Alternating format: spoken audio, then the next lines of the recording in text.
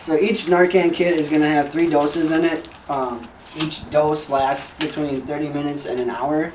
So I'm going to actually back up and start with what an overdose looks like. So if somebody is unresponsive, that you notice like there's blue in their fingertips or on their mouth, they have shallow breathing, or you hear like a rattle, and you see that they're breathing very slow, not taking very many breaths, you want to administer this. It's Narcan, it's 1 dose.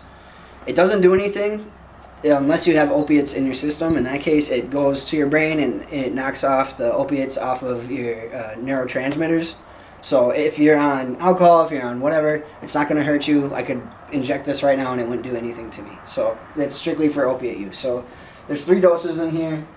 What you want to do first if you see somebody overdosing is do a chest rub, and that is your knuckles right in the middle of the chest, because that will hopefully wake them up if they're not too far into the overdose. If they don't wake up, then you definitely want to grab this. It comes with 3 syringes.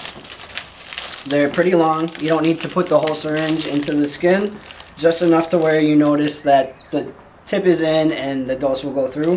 So what you want to do is open this, tip this upside down.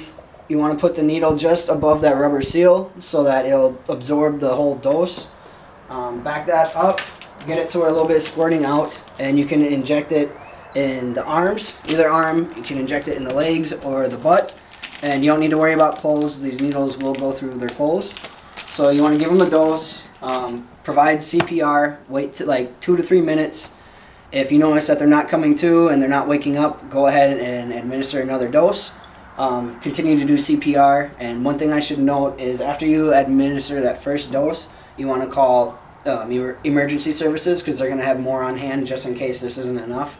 And with the strength of everything now, that might be a likely situation. So yeah, every 2 to 3 minutes, if they're not waking up, keep administering it, keep giving CPR.